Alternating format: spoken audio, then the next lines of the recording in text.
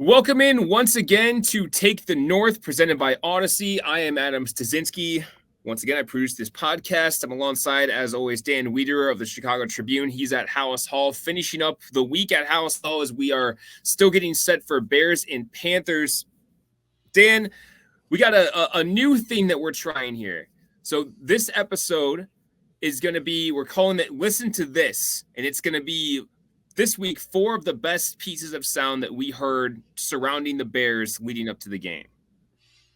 Yeah, I'm eager to do this. It should be fun every week. We're going to have no shortage of choices for what we can pull from, and this week we've got some really good choices that will set the tone of what it's been like out here at Haugh throughout the week and where the Bears are headed, as you mentioned, into the Week 5 game Sunday at Soldier Field. Looking to get, it would be 8, the winning streak at Soldier Field, to get up to 8 if they can pull off this game on Sunday. Yeah, it would. It's currently league best 7-game home winning streak. So they're looking to keep that alive against, as you heard in our previous episode, a beatable opponent. So No we'll go ahead and dive right into it. This first piece of sound, I'll let you set up, Dan. It's from Jaylon Johnson the day after the Bears beat the Rams last week.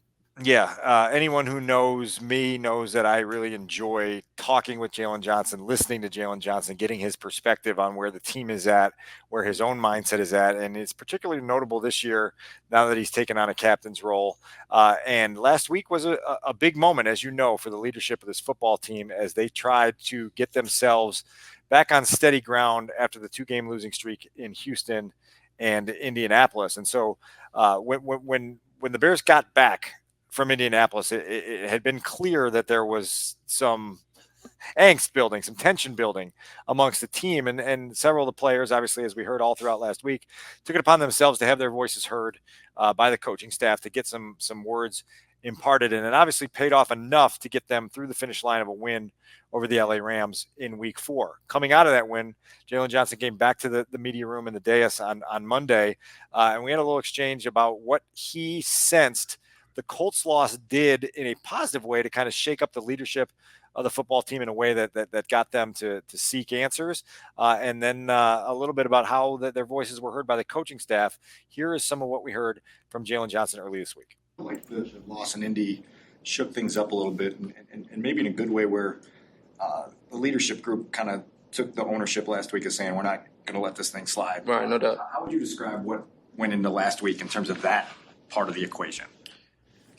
I think from the captain, from a leadership standpoint, I think just being pissed off that we're not being who we know we can be. And, I mean, any team can beat any team in this league, but I think for us that wasn't a game that we could have and should have let go. I think that was definitely a winnable game for us to go out there. But, I mean, at the end of the day, it didn't happen for various reasons. So us really just looking everybody in the eye and just having that open communication and not letting it just be swept under the rug. Okay, it's all good. We're just going to work to next week. But at the end of the day, we got to go out here and have a certain standard. So, I mean, whether it's coaches, players, whoever it may be, just holding each other to that standard and finding out the best ways to win games. What do you see in the response of the coaches to your guys' response to that loss?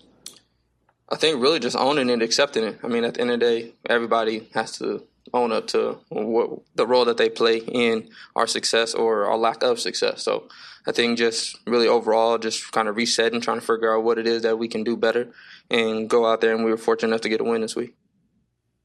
Studs, I think you heard there the voice of a player who isn't going to be passive in watching another Bears season slip by the wayside, right? And the proactive nature of Jaylon Johnson and the assertive manner in which he has gone about his part of the leadership responsibility this season has been impressive. And I think you heard it there where he talks about not only setting a standard amongst the players, but holding the coaches to it as well.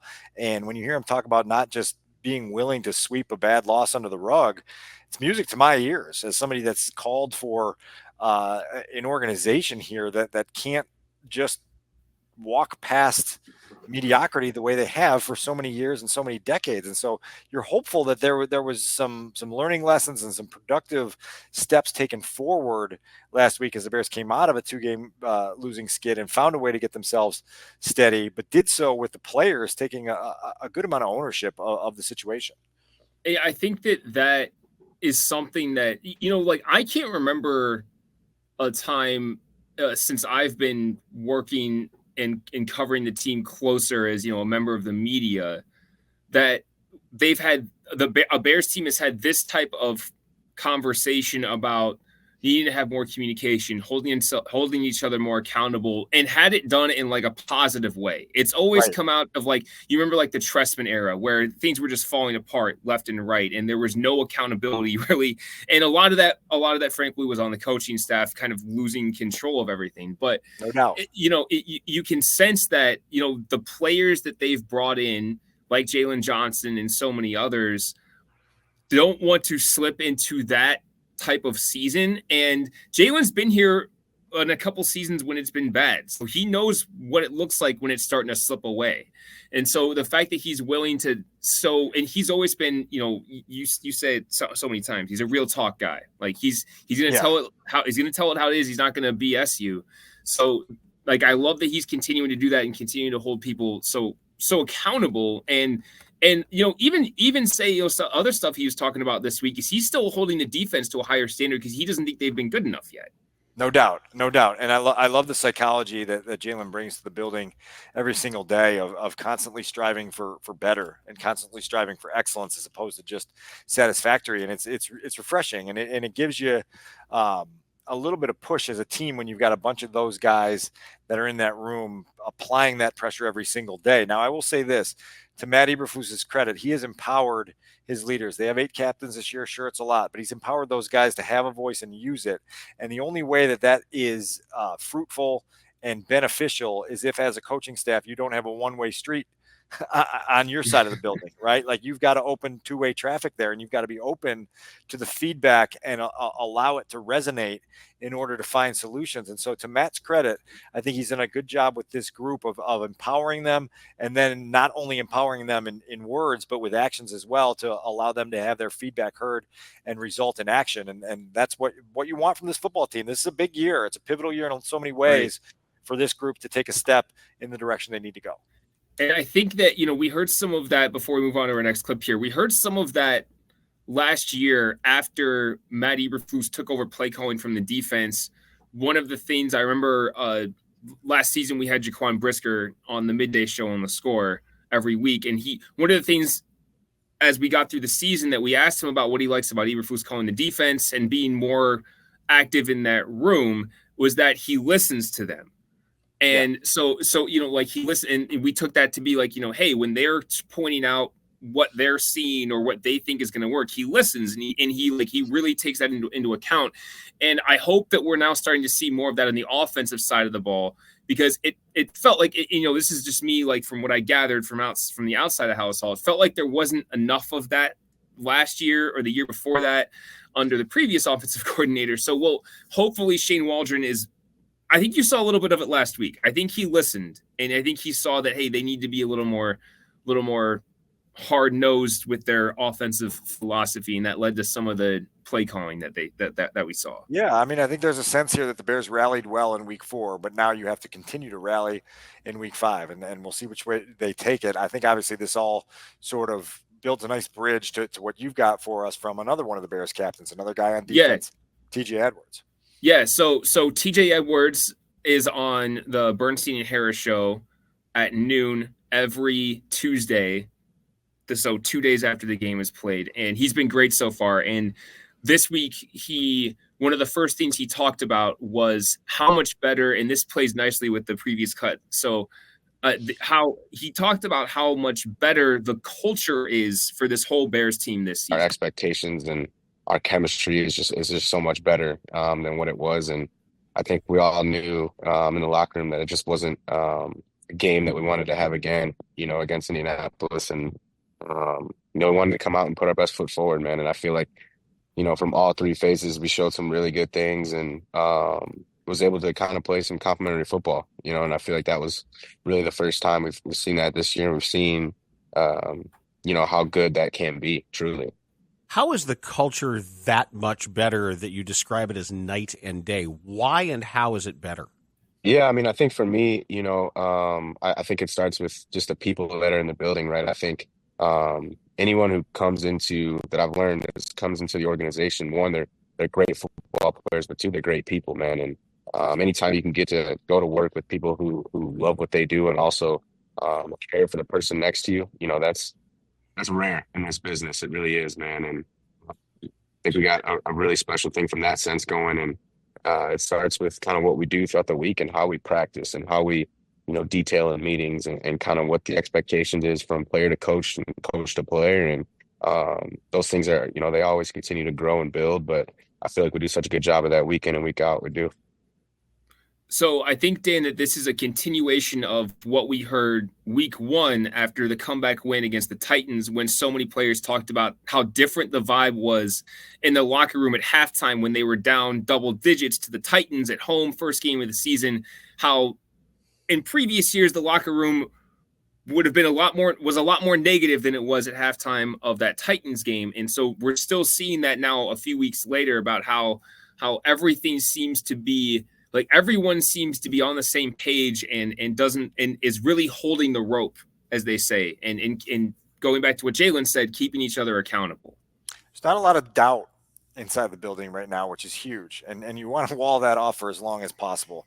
Hopefully, it never gets inside even the smallest crack in the door here at Haugh, because when the doubt creeps in, it starts to create the tension and the negative anxiety that tends to take seasons down the paths that we've seen seasons go down here. And so you do feel really good about what TJ Edwards had to say. You do feel really good about the leadership that Jaylon Johnson has shown. And you realize that it's not just one or two guys on this team, that there's a locker room full of people that have the same collective belief.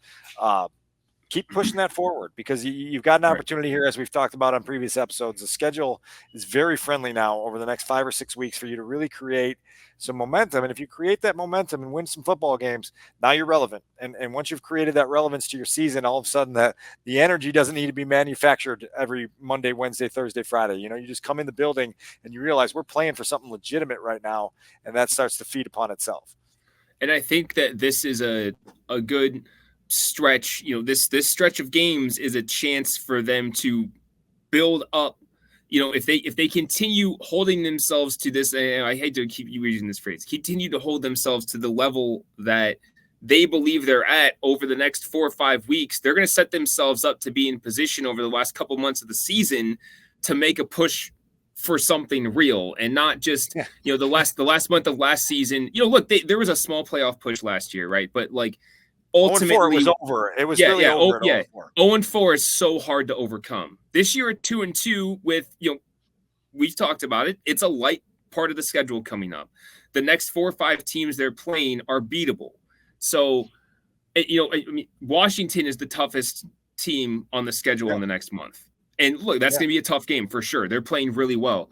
But this is a stretch where you can get something rolling and gain a lot of confidence. And so we'll go ahead and move on to our next cut now, which is from the defensive coordinator. We haven't really heard much on this podcast from him. So, Dan, what do you got from Eric Washington is the name of the defensive coordinator, by the way, for anyone that didn't know. So Colleen Kane, my colleague at the Tribune, and I talk every week about how awesome it is to sit through the 10 to 12 minutes that we get with Eric Washington every Wednesday, because he comes in and he's to the point, and he's very direct and he's very eloquent with the way he expresses his thoughts on opposing players, on his own defense, on the direction the Bears are headed.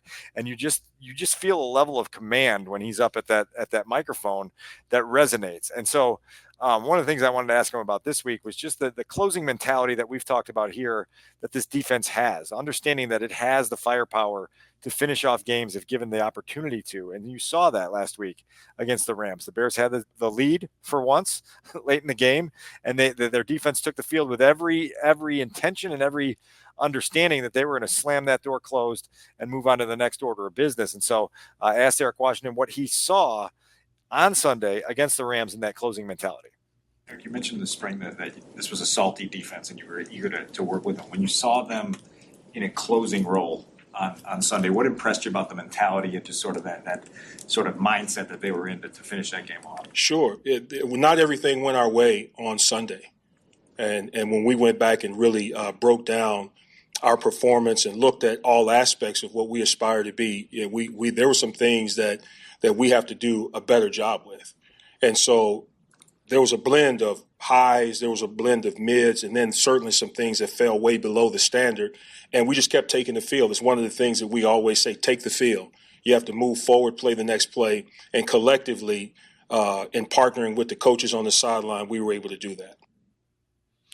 So, Studs, what you hear there is the leader of a defense that is very, very locked in no matter the situation. And you hear the phrase there, take the field. No matter what happened before, good, bad, or otherwise, just have the same aggressive, confident mindset every time you go back on the football field. The Bears defense has done so through the first 4 weeks of the season.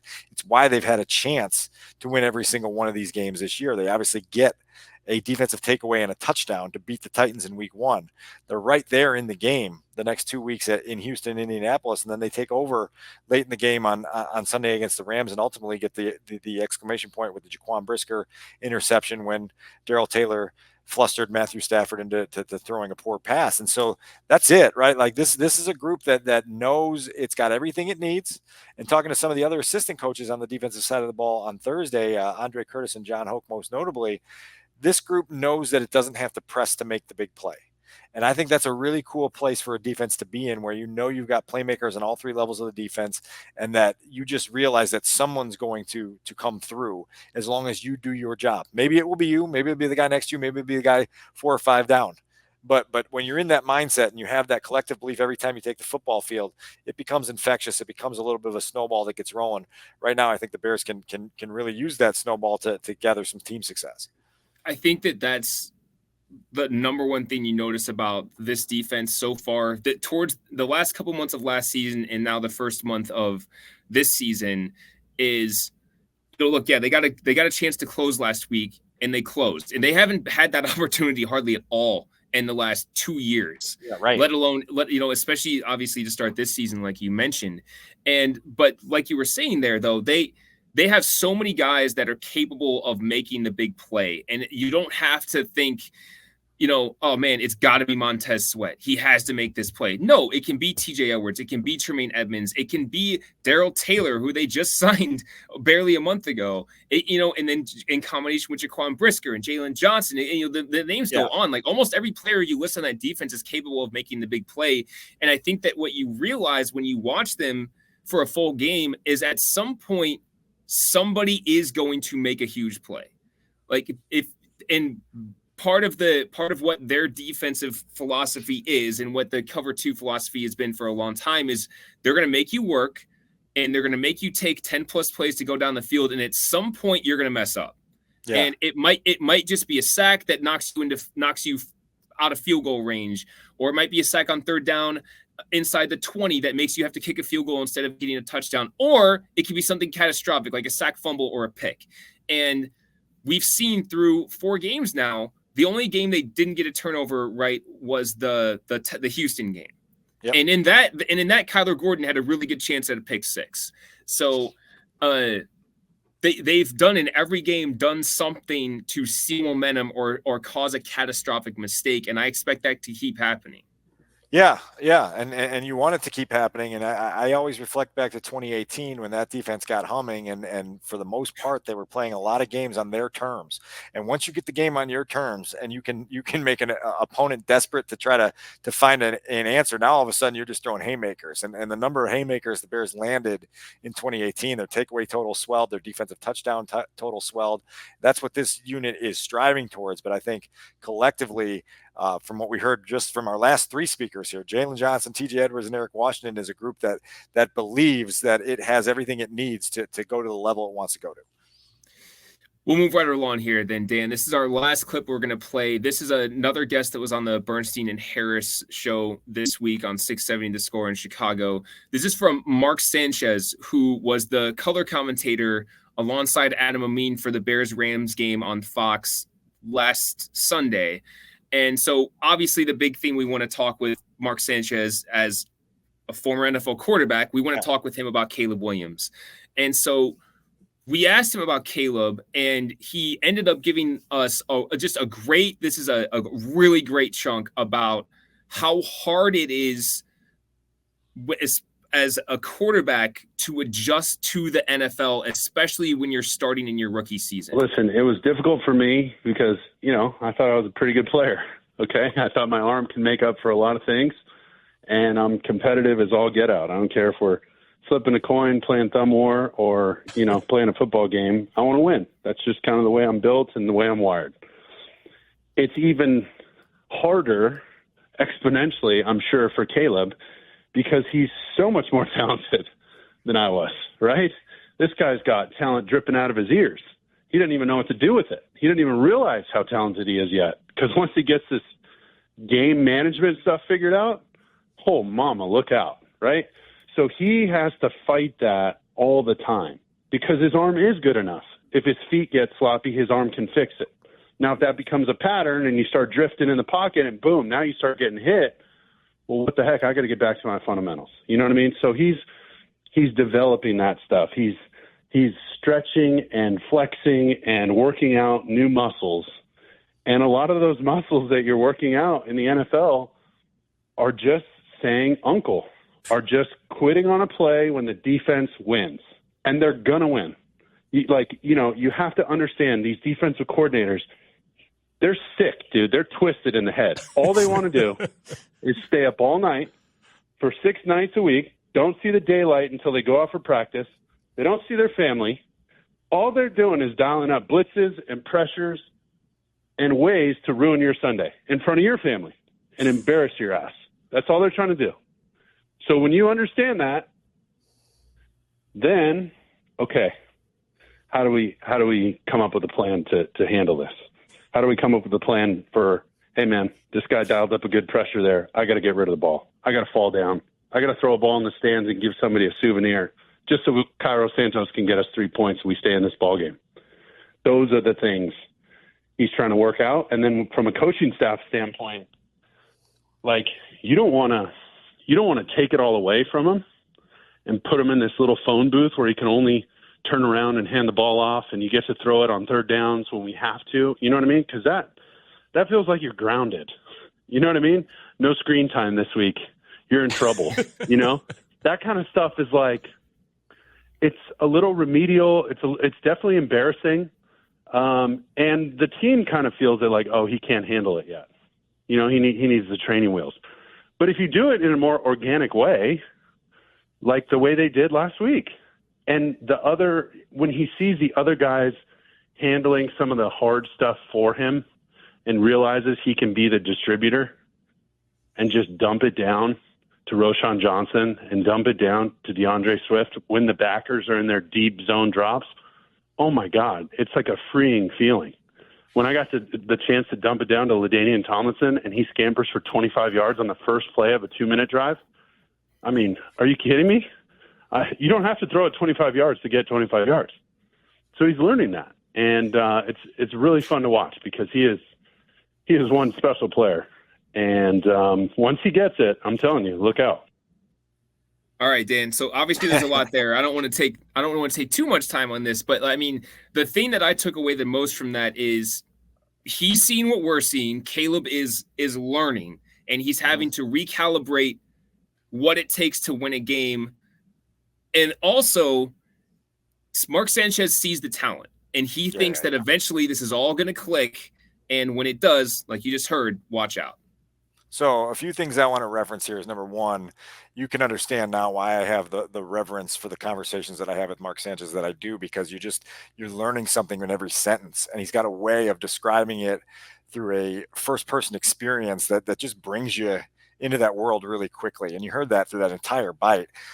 So much of this discussion is about developing Caleb responsibly. It's about teaching him how to play smart football without stunting his growth and making him robotic. It's about teaching him what a good decision is and when risks are worth taking and when they're not.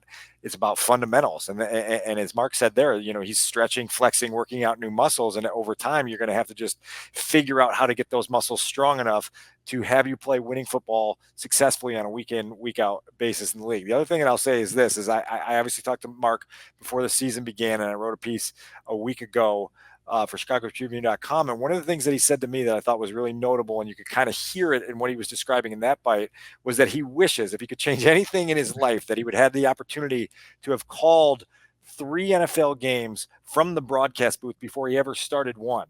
And his perspective on that is, look, it's so easy when you're up in the booth and it's 3rd and 20 or 3rd and 15 and you're backed up inside your own 10 and up in the booth, you say, okay, most likely this play is going to end short of the line to gain, and you're going to punt the football away and you're going to live for the next series.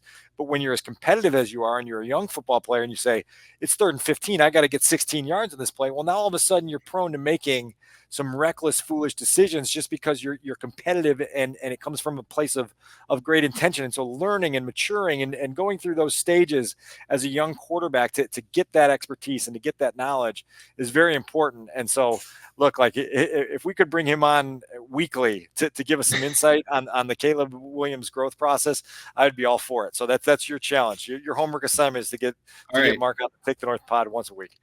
Well, luckily we do have a really good connection with Adam and me being a local guy. So I hope it's not the last time that they call a Bears game this year, because it'll give everyone a really good excuse to have him on. And I would seriously, on the show on Bernstein and Harris, we talked to him for 20 minutes. I highly recommend you go find it. You can find it on the Odyssey app, search for Bernstein and Harris on 670 The Score, and it'll show up for you after you're done listening to this podcast, of course. Yeah. So and the other 5 we did this week, right? Yeah, and the other 5. So catch up on anything you missed this week, and we will of course talk to you after the game on Sunday, Bears-Panthers. And as I said at the end of our last episode, I don't want to fathom an alternative outcome. So hopefully this is after a Bears win, and we'll talk to you then.